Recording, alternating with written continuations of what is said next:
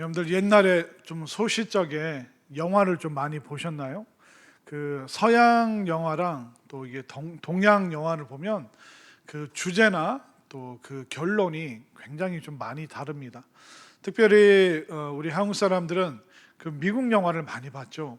그래서 토요 영화 또 주말의 명화 해서 저도 어렸을 때 이렇게 보면 그 OK 목장의 결투 그리고 뭐 장고 그게 막 어렸을 때 기억이 나는 거예요. 그래서 뭐 아버님은 빨리 자라. 애들은 빨리 안 자면 키가 안 큰다. 그래서 그 자는 척하면서 그 아버지가 보는 거 이렇게 토요명화 이렇게 보고 했던 기억이 나는데 그런데 그 미국의 영화와 중국의 영화가 그 결론이나 분위기가 좀 다릅니다. 그 미국 영화는 주로 결론이 어떻게 나냐면 결국 한 사람의 그 탁월하고 뛰어난 사람이 모든 문제를 다 해결을 해버립니다. OK 목장에서 아무리 결투를 하고 총을 쏘고 앞구르기를 하고 뒷구르기를 해도 누가 나타나면 끝나요? 장구가 나타나면 한 방에 그냥 제가 한번 해볼까요? 이렇게 하면 그 사람 한 명만 나타나면 그 모든 것을 다 제압을 해버립니다. 그리고 그 후에 나오는 영화를 봐도 슈퍼맨 그리고 스파이더맨 그런 사람들이 나와서 단 한 사람으로 인해서 모든 것을 다 해결을 해버리죠. 그런데 이게 중국 영화를 보면 중국 영화는 이렇게 번역도 그렇고 우리랑 조금 이게 정서가 안 맞는 게 있습니다. 예전에 그 중국 영화 제목 보니까 초인이라고 나오더라고요. 초인. 그래서 이게 뭔가 하고 열어봤더니 슈퍼맨. 그러니까 슈퍼맨을 이게 다 슈퍼맨이라고 안 써요. 중국 사람들은 약간 중화 사상이 있어서 그 모든 것을 그 다 이제 본인들 그 표현에 맞게 다 바꿉니다. 그래서 우리는 슈퍼맨을 그냥 슈퍼맨 갖다 그대로 그냥 영어 발음으로 쓰는데 슈퍼맨을 그대로 안 쓰는 거예요. 초인 이렇게 해서 슈퍼맨이 나와서 이제 날아다니는 내용이 나옵니다. 그리고 반지의 제왕이라는 영화도 보면 그 투 타워스라고 해서 두 개의 탑이 나옵니다. 선과 악의 탑이 나와서 이게 거대한 전쟁을 벌이는데 또 나중에 찾아봤어요. 이게 이 반지의 제왕 이 투 타워스를 뭐라고 이 중국에서는 제목을 붙였을까 봤더니 쌍탑 기병. 그러니까 두 개 탑에 그 말 타고 막 싸우는 내용이 나오니까 투 타워스라고 이제 우리처럼 이렇게 그대로 갖다 안 쓰고 투 타워스니까 쌍탑 기병 그렇게 이제 제목을 붙이는 걸 보면서 야 참 이 미국과 중국이 이렇게 문화적으로 차이가 있구나. 그리고 중국 영화도 이제 요즘에 안 그런데 그 과거에 보면 중국 영화는 다 비참하게 끝나요. 처음에 이제 그 무술 영화 보면 어떤 검객이 그 젊은 사람이 스승님한테 가죠. 스승님 그 문 앞에서 뭐 하고 있습니까? 무릎 꿇고 있잖아요. 제발 저를 제자로 삼아 주십시오. 제가 부모의 원수를 갚아야 됩니다. 그래서 이제 이게 그 애끓는 심정으로 하니까 스승님이 좋다. 그러면 오늘부터 물을 떠오너라. 그냥 물 뜨러 막 이제 왔다 갔다 하고 막 이렇게 호랑이 권법도 배우고 사마귀 권법도 막 배우고 막 배워서 이제 결국 부모의 원수를 갚아요. 그런데 그 원수의 집안에 또 누가 있는지 아세요? 그 아들이 숨어서 마지막 모습을 쫙 보고 있는 거예요. 그러니까 그 원수와 원수 갚음이 계속 대물림되고 결국 외팔이 돼서 떠나거나 발이 한쪽이 없어진 상태로 떠나게 되거나 그 뒷모습이 굉장히 쓸쓸하고 비참한 것, 어떤 비애, 그 슬픔의 감정을 굉장히 많이 갖고 있는 것이 그 중국 영화의 많은 주제들이었고 내용들이었고 결론이었습니다. 그래서 이제 그 어떤 동양을 그 상징하는 중국의 문화는 슬픔과 애절함과 비참함이 막 담겨 있어요. 근데 미국 영화는 어떻습니까?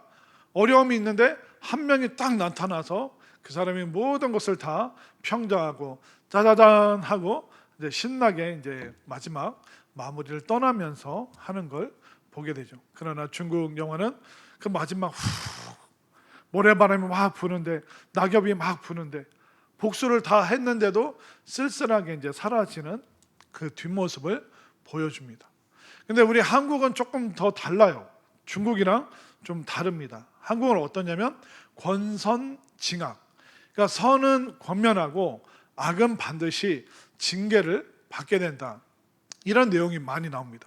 그러다 보니까 한국 사람들에게 주로 이제 인기 있는 영화가 뭐냐면 명량, 웬만큼 게 1000만을 넘긴 그런 영화를 보면 이렇게 정말 힘들었지만 마지막에 속 시원하게 그 선한 쪽이 이기게 됐을 때, 또 마동석 씨가 나오는 영화도 보면 어떻습니까? 정말 악한 무리가 있는데 그들을 맨주먹으로 다 부서뜨리고 해결하는 그런 모습. 한국 사람들은 통쾌해야 되고 시원해야 되고 악은 반드시 멸망해야 된다. 그리고 선이 이겨야 된다. 이제 그런 생각들이 우리 한국 사람들 마음속에 많이 있죠. 그러다 보니까 이제 권선징악이 뭘로 확장이 되냐면 그 원인과 결과, 그러니까 인과관계로 발전을 합니다. 저 사람이 악하니까 결국 망했지, 저 사람이 선하니까 결국 마침내 행복하게 된 거지. 그런 사고방식이 우리들 또 사고방식과 문화 속에 있다 보니까 우리는 인과관계에 대해서 많이 고민을 합니다. 이게 모든 일에는 원인이 있고 결과가 있다. 그 사람이 왜 성공했지? 때를 잘 만나서 그런 거 아닌가? 그 사람은 왜 실패했는가?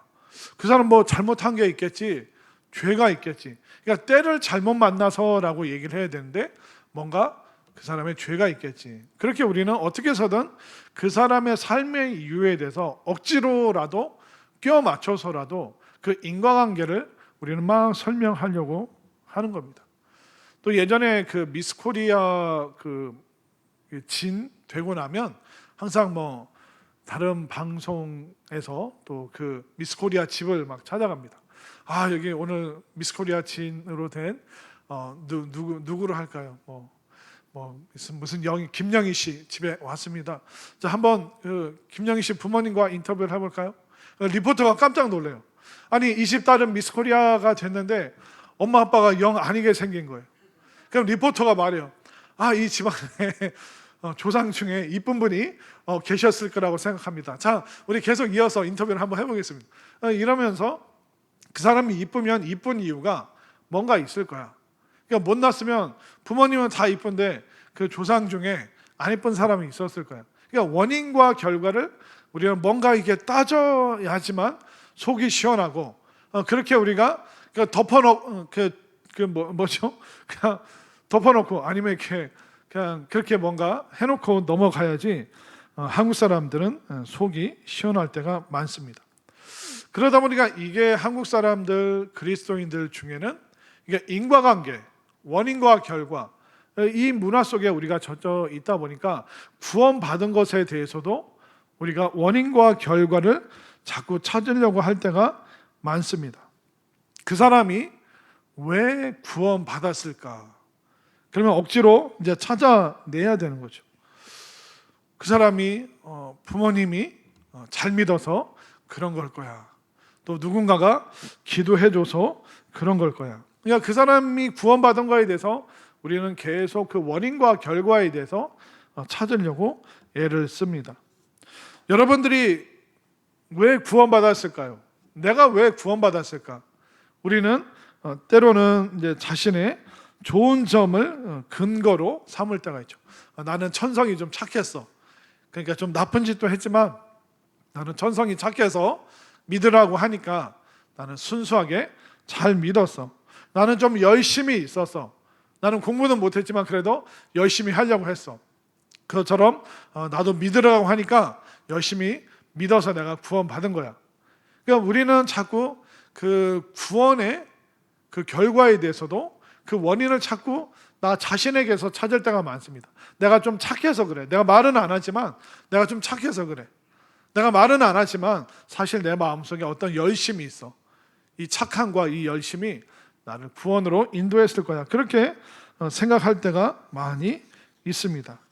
그래서 그 구원의 근거를 나 자신에게서 자꾸 찾으려고 할 때 우리는 이런 태도를 율법주의라고 부르게 됩니다. 근데 여러분들 한번 곰곰이 생각해 보세요. 내 속에 구원받을 만한 그런 근거가 있는가? 자, 우리가 착하다고 하는데 착한 일 안 하잖아요. 그런데 그냥 착하다고 우리는 덮어놓고 생각을 합니다. 우리는 생각만 그렇게 열심을 내지 않습니다. 그런데 우리는 내가 열심을 낸다라고 그렇게 여기고 싶은 거죠.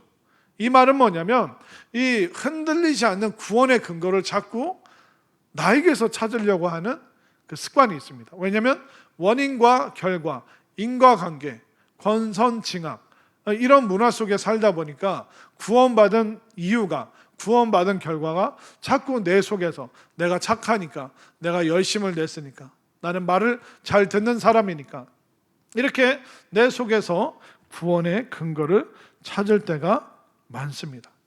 그러나 우리로서는 구원받을 만한 아무런 근거가 없습니다.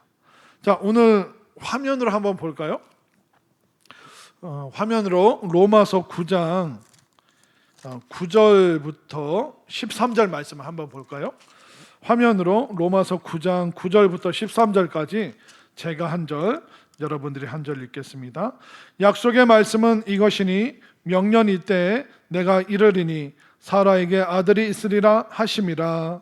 그뿐 아니라 또한 리브가가 우리 조상 이삭 한 사람으로 말미암아 임신하였는데 그 자식들이 아직 나지도 아니하고 무슨 선이나 악을 행하지 아니한 때에 택하심을 따라 되는 하나님의 뜻이 행위로 말미암지 않고 오직 부르시는 이로 말미암아 서게 하려 하사. 리브가에게 이르시되 큰 자가 어린 자를 섬기리라 하셨나니. 함께 읽겠습니다. 기록된 바 내가 야곱은 사랑하고 에서는 미워하였다 하심과 같으니라. 자, 9절부터 13절까지가 하나님께서 사람을 구원하시는 것이 그 사람에게 어떤 근거가 있는 것이 아니다라는 것을 사도 바울이 예를 들어 설명하고 있습니다. 자, 11절 말씀으로 다시 한번 볼까요? 11절 말씀을 11절을 다시 한번 보시면 그 자식들이 아직 나지도 아니하고 무슨 선이나 악을 행하지 아니한 때에 택하심을 따라 되는 하나님의 뜻이 행위로 말미암지 않고 오직 부르시는 이로 말미암아 서게 하려 하사. 그러니까 구원받게 하려 하사. 그러니까 하나님의 그 구원은 야곱과 에서가 뭘 잘하고 잘못해서, 야곱이 잘해서 구원받고 에서가 잘못해서 구원받은 게 아니다. 구원의 근거가 야곱이 착해서 엄마 말을 잘 들어서 에서가 그 장자권을 팥죽 먹고 팔아버려서 그런 어떤 행위로 말미암아 그들이 선한 일과 악한 일로 말미암아 그들이 구원받았다, 구원 못 받았다, 그렇게 말할 수 있는 것이 결코 아니다라고 말하고 있습니다. 그러니까 구원받은 이유를 어떤 윤리와 도덕의 근거를 하는 성경 구절은 하나도 없습니다. 때로는 우리가 야곱과 에서 그리고 그 전에 이삭과 이스마엘 한번 생각해 보십시오. 이삭과 이스마엘, 왜 이삭은 선택하시고 먼저 태어났던 이스라엘은 선택을 받지 못했는가? 궁색하게 이삭은 본처 소생이고 이스마엘은 서자이기 때문에 그렇다. 우리가 억지로 원인과 결과를 이삭과 이스마엘이, 이삭이 하나님의 백성으로 선택받고 이스마엘이 하나님의 백성으로 선택받지 못하고 자꾸 우리가 원인과 결과를 억지로 찾아내려고 해요. 본처 소생이니까. 이스마엘은 본처가 아니라 서자로 태어났기 때문에 그렇게 된 것이다. 우리 한국 사람 입장에서 자꾸 그렇게 억지로 설명하려고 할 때가 있습니다. 그런데 그 야곱과 에서를 한번 생각해 보십시오. 야곱과 에서는 쌍둥이에요. 에서가 먼저 태어났고 야곱이 발목을 붙잡고 태어났습니다. 이거 뭐 본초 소생이다, 뭐 서자로 태어나서 그렇다. 근데 야곱과 에서는 둘 다 쌍둥이로 태어났습니다. 엄마가 동일해요. 그리고 에서는 장자고 야곱은 둘째입니다. 근데 둘째인 야곱이 그 이스라엘 백성의 그 어떤 구원의 주권을 가지고 있는 사람으로 계속 표현이 되고 있죠. 결국 야곱과 에서의 모습, 또 아니면 이삭과 이스마엘을 봐도 어떤 행위로 말미암아 윤리와 도덕으로 구원받을 만한 이유가 있을 거야 라고 우리가 억지로 찾으면 찾을 수가 없다. 그것이 바로 로마서 9장에서 말하고 있는 것입니다. 13절 말씀을 다시 한번 보시겠습니까? 13절 말씀 시작. 기록된 바 내가 야곱은 사랑하고 에서는 미워하였다 하신과 같으니라. 이 표현이 굉장히 우리를 불편하게 만들 수 있습니다. 아니, 사랑의 하나님께서 어떻게 야곱은 사랑하시고 에서는 미워하실까? 그럼 하나님 어떻게 된 겁니까? 도대체 에서가 뭘 얼마나 잘못했고 야곱이 무엇을 얼마나 잘했기에 하나님께서 누구는 사랑하신다, 누구는 미워하신다라고 말씀하십니까? 우리가 너무 불편하죠. 그리고 당혹스러울 수도 있습니다. 그러면 태어나기 전에 이미 구원받는 게 결정이 났습니까?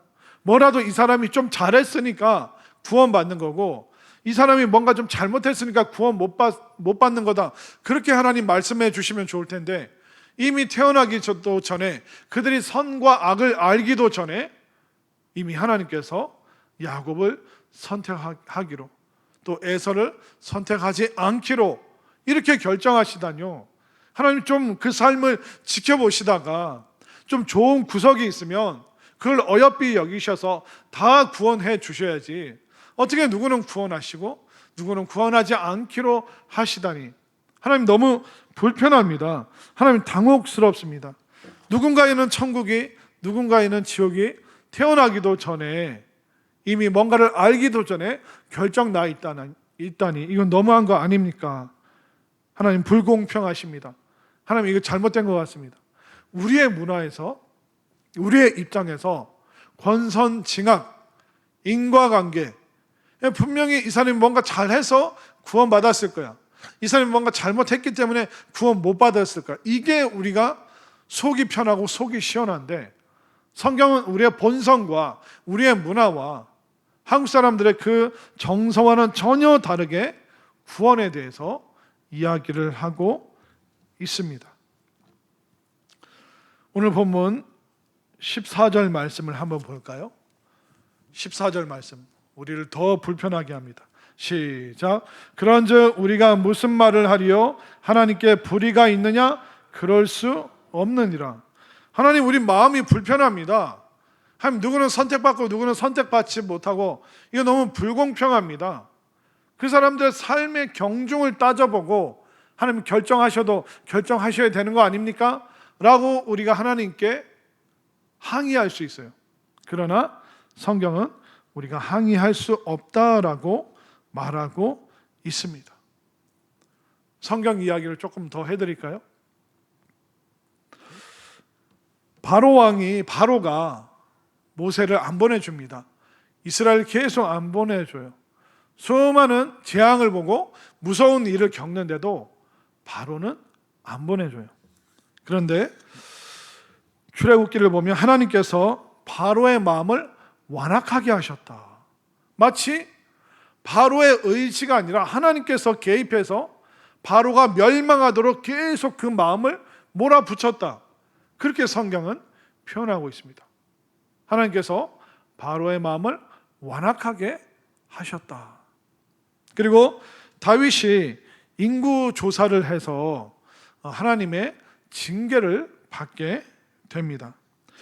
그런데 사무엘하 24장을 보면 하나님께서 그들을 치시려고 다윗을 격동시키사 이스라엘과 유다의 인구를 조사하라 하신지라.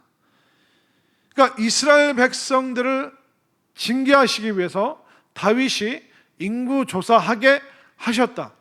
하나님께서 개입하셔서 이스라엘을 혼내신 것처럼 성경은 또 기록하고 있습니다.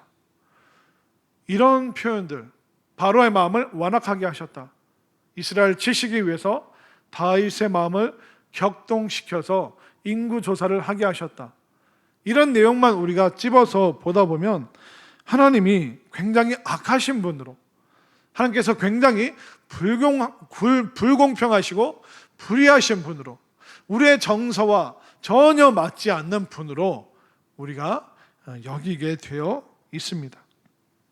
왜냐하면 그 악한 결말의 그 책임이 사람에게 있는 게 아니라 마치 하나님께서 그런 분위기로 이끌어 가신 그런 불의하신 분으로 우리가 생각하게 되는 것이죠. 우리가 어떻게 이해하고 어떻게 받아들여야 될까요? 누구는 구원받고, 누구는 구원받지 못하고, 누구는 선택받고, 누구는 선택받지 못하고, 누구는 사랑받고, 누구는 미움을 받고. 하나님 이러시면 안 됩니다. 하나님 불의하십니다. 하나님 불공평하십니다. 하나님 이렇게 돼서는 안 되는 거죠. 원인과 결과가 있는데 선한 사람이 잘 되고 악한 사람이 징계받아야 되는 거 아닙니까? 하나님 이걸 우리가 어떻게 받아들일 수 있습니까? 이렇게 항변하는 그 내용에 있어서 사도 바울이 로마서 9장을 통해서 하나님의 구원이 어떻게 이루어지는가 설명해 주고 있는 것인데, 자, 여러분들 로마서처럼 이 교리적인 내용은요, 교리로 설명하면 저도 이해를 못하고 듣는 여러분들도 이해를 못합니다. 저도 그 신학교 다니면서 로마서라는 수업을 3개월 들었거든요. 근데 학생들이 다 앉아가지고 교수님이 저거 본인이 설명하는 거 지금 이해를 하고 설명을 하는 걸까? 라는 생각이 들 정도로 이 구원의 교리에 대해서 너무 어렵게 이해가 안 되게 그렇게 설명 들었고 또 그렇게 가르칠 때가 많이 있었습니다. 그렇기 때문에 이 교리에 대해서는 계속 예를 들어서 여러분들에게 설명을 드려야 되는데, 자, 한번 생각해 보십시오.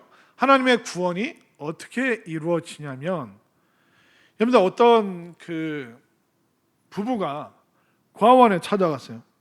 고아원에 방문해서 한 명을 양자로 선택하기 위해서 그 고아원에 방문했습니다. 100명의 아이들이 있는데 이 부부가 고를 수 있는 아이는 몇 명일까요? 단 한 명입니다. 한 명밖에 못 데려가요. 그 100명 중에서 한 명의 아이를 양자로 혹은 양녀로 선택을 했습니다. 그때 나머지 99명이 뭐라고 할까요? 당신 잘못됐습니다. 당신 부부 불의합니다. 불공평합니다. 어떻게 그럴 수가 있습니까? 우리가 그 99명의 입장에서 그 부부를 비난을 해야 될까요? 아니면 선택받고 신분이 바뀐 그 아이의 입장에서 이게 웬 은혜입니까? 이게 웬 사랑입니까? 그렇게 반응해야 될까요? 예, 선택받은 사람의 입장에서 반응을 해야 되는 거예요.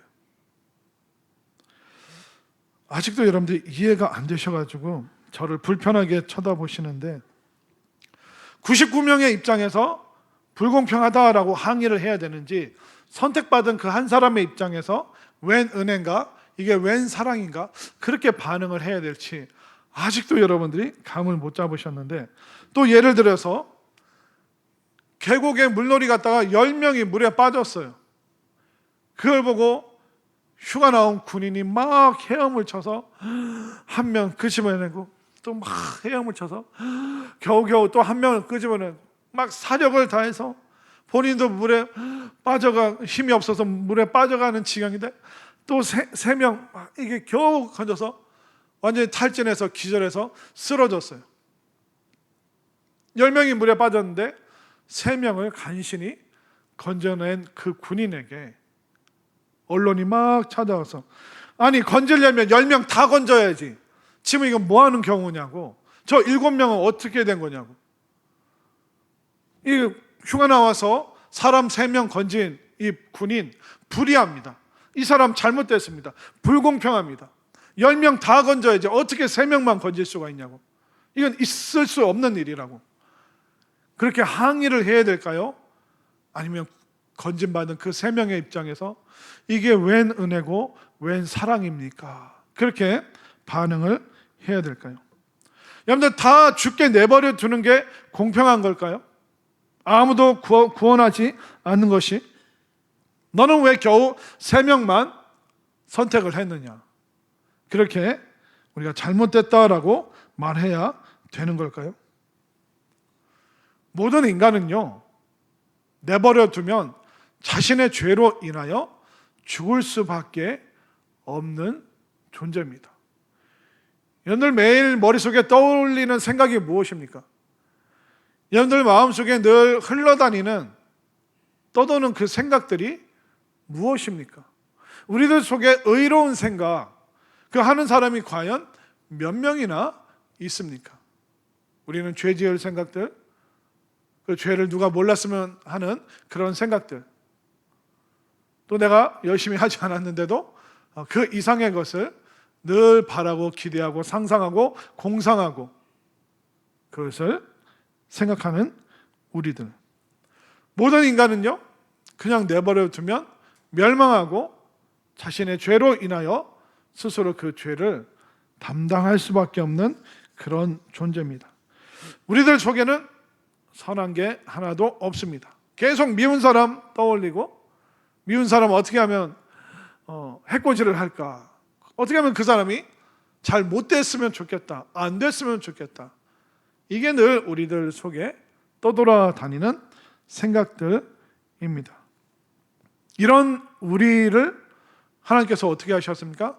선택하셨다. 이런 우리도 하나님이 사랑하셨다. 그렇기 때문에 우리가, 여러분들이 구원받은 것은 이게 웬 은혜인가? 웬 사랑이고 웬 축복인가? 하나님, 우리는 다 멸망해서 죽어야 될 존재입니다. 이렇게 감히 하나님께 우리는 항의할 수 없는 거예요. 그 저주와 그 심판과 그 멸망이 얼마나 무서운 건지 우리가 모르기 때문에 하나님, 저들 다 똑같이 망해야죠. 이렇게 감히 하나님께 항의할 수 있는 문제가 아닙니다. 하나님은 왜 누구는 구원하시고 왜 누구는 멸망됩니까?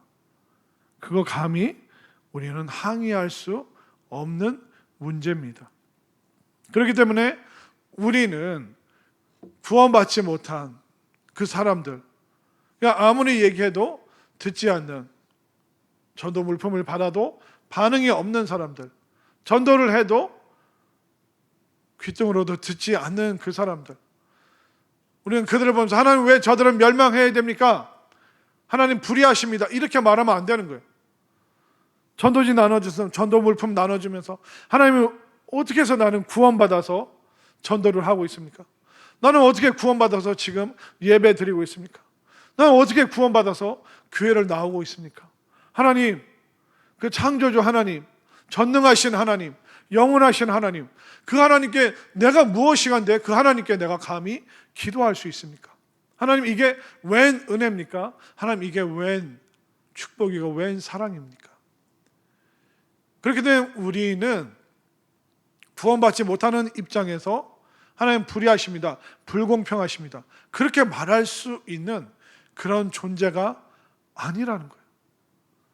온전히 우리는 구원받은 내가 어떻게 구원받을 수 있는지, 이렇게 좋지 않은 생각과 못된 마음과 잘못된 심보를 가지고 살아가는 내가 무엇이간데, 나보다 착한 사람, 나보다 잘난 사람, 나보다 탁월한 사람, 뛰어난 사람, 이 세상에 훨씬 더 많은데 내가 무엇이간데 구원받고, 내가 무엇이간데 그 위대하신 하나님을 알게 하셨습니까? 이게 웬 은혜입니까?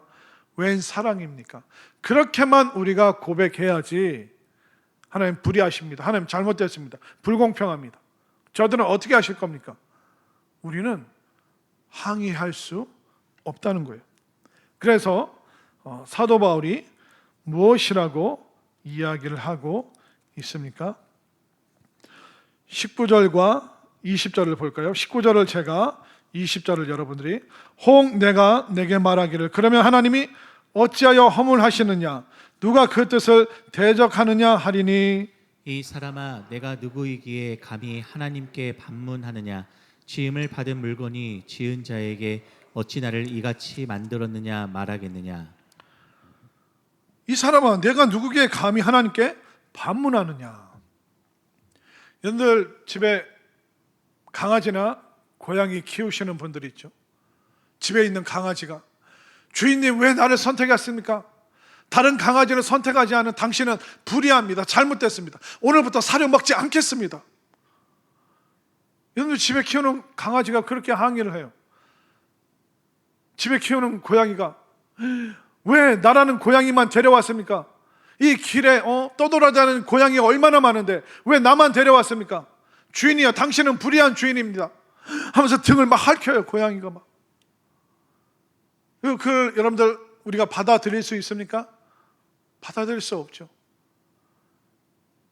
아마 오늘부터 여러분들 집에 들어가면 강아지가 그럴 거예요. 넙죽 엎드려서 아이고 이게 웬 은혜입니까? 웬 사랑입니까? 이 세상에 이렇게 많은 강아지가 있는데 나를 데려와서 키우고 사료도 주고 아이고 이게 웬 은혜입니까?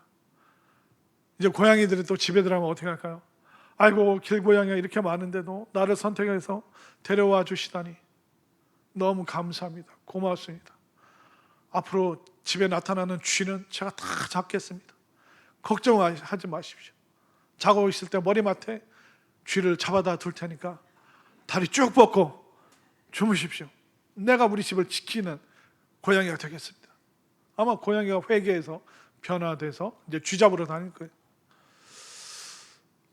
우리가 이 선택과 이 사랑의 문제에서 선택되지 않고 사랑받지 못하고 거기에 대해서 선택받은 사람이 사랑받은 사람이 항의할 수 없다는 거예요.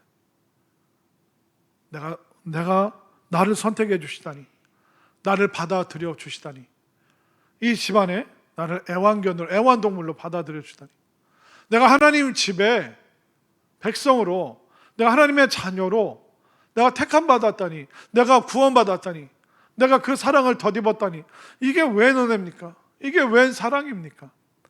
거기에 털썩 주저앉아야지 다른 사람들은 어떻게 하실 겁니까?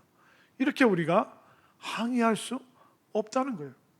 그 위대하신 하나님 앞에서 그 창조주 하나님 앞에서 심판주 되시는 그 하나님 앞에서 감히 우리는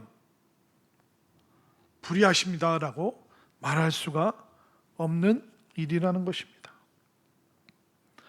21절과 22절을 볼까요? 21절을 제가 22절을 여러분들이 토기장이가 진흙 항덩이로 하나는 귀 있을 그릇을 하나는 천 있을 그릇을 만들 권한이 없느냐. 만일 하나님이 그의 진노를 보이시고 그의 능력을 알게 하고자 하사 멸하기로 준비된 진노의 그릇을 오래 참으심으로 관용하시고. 자 23절 다 함께 시작. 또한 영광 받기로 예비하신 바 긍휼의 그릇에 대하여 그 영광의 풍성함을 알게 하고자 하셨을지라도 무슨 말을 하리요. 토기장의 그 뜻 안에 있는 것이다. 그 진흙으로 만들었던 또 금으로 은그릇으로 만들었던 피조물들은 지음받은 존재는 감히 항의할 수 없다는 거예요. 여러분들 왜 대한민국에 태어났습니까? 어떤 사람은 무슨 잘못을 했길래 북한에 태어나고 전쟁이 끊이지 않는 중동 국가에서 왜 태어났습니까? 하나님 나는 한국에 태어나고 저 사람들은 북한에 중동에 태어나게 하셨으니 하나님 불의하십니다 이렇게 말할 수 있습니까? 그렇게 말할 수 없다는 거예요. 하나님 이게 웬 은혜입니까? 내가 대한민국에 태어나서 이 자유로운 나라에서 마음껏 찬양하고 예배하고 차 타고 다니면서 찬양 막 들을 수 있고 방박 곳곳에 교회가 있어서 함께 믿음의 사람들이 이 땅에 자유롭게 예배하고 모이고 전도할 수 있고 그러니까 웬 은혜입니까? 웬 사랑입니까? 여기에 집중해야지 우리가 타인의 삶을 보면서 타인의 인생과 운명을 보면서 감히 하나님께 대항할 수 없다라고, 전적인 하나님의 은혜로 내가 구원받았다. 그렇기 때문에 우리가 구원의 문제에 있어서는 하나님과 하나님께서 바라보시는 나를 봐야지, 우리가 눈을 돌려서 고통받고 어려움에 있는 사람들, 그럼 저 사람들 어떻게 할 겁니까? 우리의 이성과 우리의 이해와 우리의 통찰로는 사람의 운명에 대해서 다 떠안을 수가 없고 받아 안을 수도 없고 우리의 이성으로는 이해할 수도 없는 영역이라는 거예요. 그렇기 때문에 이 구원은, 이 사랑은 전적인 하나님의 섭리 안에 있다라고 밖에는 우리 인간의 입장에서 설명할 수밖에 없고, 구원받은 우리가 웬 은혜입니까? 웬 사랑입니까? 여기까지만 고백을 해야지 감히 타인의 운명에 대해서 왈가왈부할 수 없는 것입니다. 우리는 한 번 더 기도할 수 있죠. 하나님, 구원받고 천국의 백성 되고 하나님의 자녀 되고 또 말씀을 쭉 듣다 보니 이게 너무나도 큰 은혜인데, 우리 가족들, 우리의 자녀들, 우리 일가 친지, 대한민국에 있는 많은 사람들, 이 땅에 있는 수많은 지구촌에 살아가고 있는 사람들, 하나님, 그들에게도 이 구원이, 이 은혜가 임하기를 원합니다라고 기도해야지, 우리가 그 이상의 감정과 그 이상의 마음을 품는 것은 우리가 하나님을 영광스럽지 못하게 하는 일이라는 것을 여러분들 꼭 깨달으시기를 바랍니다. 그러면 여러분들이 선택 받았나? 안 받았나? 구원 받았나? 못 받았나?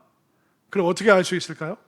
이 구원의 문제, 구원 받았으니까 못 받았으니까 하면 교회 오래 다닌 사람들 동공이 막 흔들려요. 막 떨려요. 왜냐하면 자꾸 우리는 구원의 근거를 내 양심, 내 선함, 내 도덕, 내 윤리에 우리는 자꾸 맞추고 있기 때문에, 그러니까 우리의 저울추가 자꾸 나의 선함에 자꾸 초점을 맞추고 있기 때문에 본능적으로 우리는 구원의 문제를 탁 던지면 이단들이 탁 몇 월 며칠 날 구원받았습니까? 그 막 눈동자가 막 떨리는 거예요. 당신 구원받았다고 확신할 수 있습니까? 그럼 막 떨려요. 왜냐하면 구원받은 것만큼 내 삶이 뒷받침이 안 된다는 걸 양심이 있는 사람은 알기 때문에 눈동자가 막 떨리는 거예요. 그럼 우리가 불안한 상태에서 구원에까지 이르러야 될까요? 우리는 긴가민가한 상태로 천국 문 앞에 다다라야 될까요? 그렇지 않습니다. 내가 구원받았는가 못 받았는가, 그걸 뭘로 알 수 있을까요? 우리들에게 하나님을 믿는 믿음이 있다면 우리 모두는 구원받은 사람이라는 것을 확실히 깨달으시기를 바랍니다. 그 은혜에 의하여 믿음으로 말미암아 구원을 받았으니, 그러니까 믿음이 있으면 되는 거예요. 믿음이 좋을 때도 있죠. 믿음이 약할 때도 있죠. 그런데 믿음은 계속 우리들 마음속에 존재하고 있는 것입니다. 그렇기 때문에 그 은혜로 말미암아 우리가 믿고 있다면, 믿음으로 말미암아 나의 선한 양심과 착한 행실이 아니라 믿음으로 말미암아 여러분들이 구원받기 때문에 하나님을 믿는 믿음 안에 내가 든든히 서 있음을, 때로는 흔들리고 믿음 약해질 때도 있지만 나는 하나님께서 주신 그 믿음을 붙잡고 있다, 그렇게 여러분들 외치시기를 바랍니다. 또 여러분들이 구원받았다는, 택함받았다는 또 다른 증거는 뭘까요? 그것은 뭐냐면, 여러분들이 하나님의 말씀을 들을 때 계속 믿어지면 여러분들이 택함받은 존재라는 것을 또한 확신하시기를 바랍니다. 말씀을 들을 때 믿어지는가? 말씀을 들을 때 자꾸 내가 튕겨내는가? 저 목사님 마음에 들어 안 들어? 그러면서 말씀을 튕겨내는가? 저 말은 좀 틀린데? 저건 내가 전문가인데? 저 부분은, 저 수치는 잘못된 건데? 그러니까 말씀을 들을 때 그냥 자꾸 받아들이는 게 아니라 자꾸 튕겨내고, 그 전하는 사람의 그 겉모습을 보면서 자꾸 튕겨내고, 그러면 여러분들의 믿음에 대해서 다시 한번 확인을 해야 되는 것입니다. 저는 여러분들이 예배 드릴 때마다, 말씀 들을 때마다 믿어질 수 있게 되기를 바랍니다. 왜냐하면 말씀 듣는 모습을 보면 죄송하지만 이 사람이 구원받았나 못 받았나 어느 정도는 알 수 있습니다. 여러분들 태양이 막 비치잖아요. 태양이 막 비치는데 얼음은요 태양 비칠 때 녹아버려요. 진흙은 태양이 비치면 어떻게 됩니까? 굳어버리죠. 똑같은 태양이 비추는데 어떤 사람의 마음은 막 녹아내려요. 맞아, 내가 이렇게 살아야지, 내가 이렇게 믿음으로 살아야지, 마음이 막 녹아내려요. 근데 똑같은 말씀을 듣는데 어떤 사람은 마음이 굳어버려요. 아니야, 내가 더 잘해, 잘못된 거야, 내가 알아서 할 거야, 내가 생각이 다 있는 사람인데 내가 어련히 알아서 할까. 자꾸 마음이 딱딱하게 진흙에 비춰진 그 태양으로 인해 딱딱해지는 것처럼 마음이 녹아내리는 사람이 있고 마음이 굳어버리는 사람이 있습니다.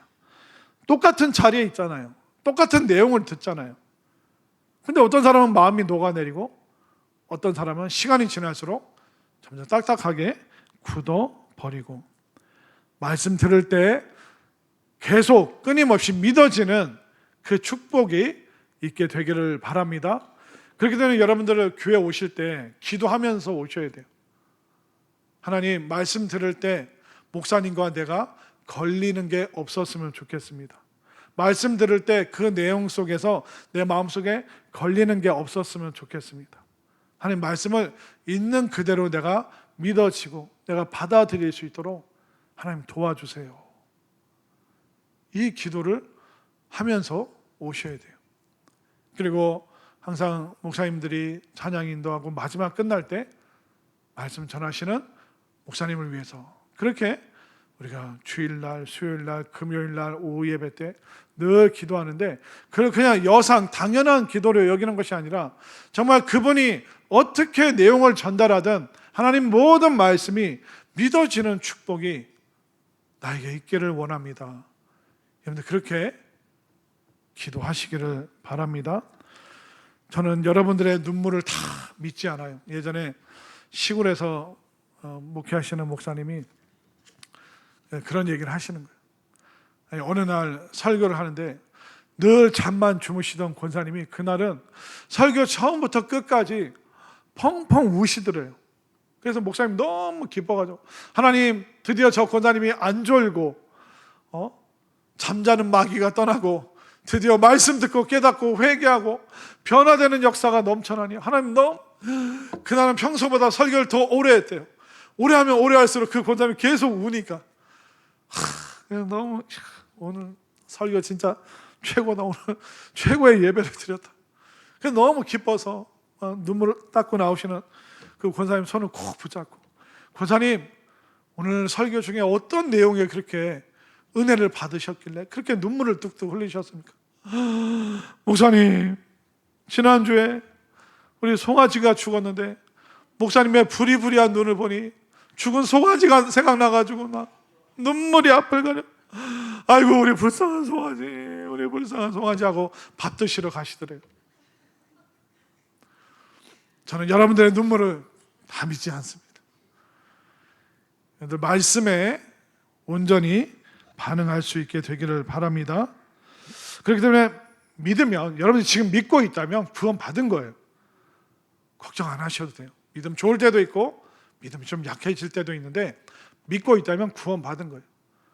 또 여러분들이 말씀을 들을 때 계속 그 말씀들이 믿어지면 여러분들이 구원받았음을 택함받은 존재라는 것을 확신하시기를 바랍니다. 또 여러분들 속에 어떤 믿음의 역사, 또 사랑의 수고, 또 소망의 인내, 이게 언제적 우리 주제 같았는데, 자, 믿음의 역사, 사랑의 수고, 소망의 인내. 그러면 너희들이 택함 받은 존재라는 것을 아노라라고 데살로니가전서 1장에서 말하고 있습니다. 하나님을 위해서 살아가고 싶고, 또 믿음의 동지들, 믿음의 동료, 믿음의 공동체, 이 교회를 위해서 뭔가 좀 내가 헌신하고 싶고, 전도하자고 하는데 전도하러 가고 싶고, 기도하자고 하는데 그래 맞아, 나라도 가서 기도해야지. 나라도 그 은혜 자리 지켜야지. 이런 생각이 자꾸 들잖아요. 믿음의 수고를 하려고 하고 또 소망 가운데 또 사랑 가운데 어떤 인내를 품고 또 믿음의 역사를 나타내기 위해서 또 함께 기도하고 이런 수고와 또 인내와 또 이런 동참 이런 걸 보면 구원받은 사람이구나. 그걸 또 우리가 외적으로 알 수 있다는 것입니다. 어떻습니까? 여러분들의 그 구원받음, 내 속에는 구원의 근거가 없고 전적으로 하나님께서 나에게 그 믿음을 은혜로 선물로 주셨기 때문에 믿어지기 때문에 구원받은 존재임을 여러분들 깨달으시기를 바랍니다. 그리고 구원받은 내가 해야 되는 것은 웬 은혜입니까? 이게 웬 사랑입니까? 이 은혜와 사랑이 또한 모든 사람들에게 흘러갔으면 좋겠습니다. 지금 믿지 않는 사람, 지금 어려움에 있는 사람들을 보면서 하나님 불의하십니다.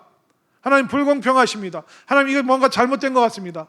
그렇게 반응하지 아니하고 하나님 앞에 끊임없이 항의하지 아니하고 온전히 하나님 믿고 의지하고 말씀 들을 때마다 믿어지고 믿음의 역사와 사랑의 수고와 또 소망의 인내를 통하여 우리가 외적으로 보여지는 모습을 통해서도 구원받은 확실한 사람이라는 그 증거를 많은 사람들에게 보여주고 또 확증을 심어주고 우리가 함께 끝까지 나아갈 뿐만 아니라 더 많은 사람, 정말 대한민국과 지구촌에 있는 모든 사람들이 이 구원의 거대한 대열에 참여할 수 있도록 인도해주고 안내해주고 또 그들을 이끌어주는 그 구원의 역할을 여러분들이 다 감당할 수 있게 되기를 간절히 소망합니다.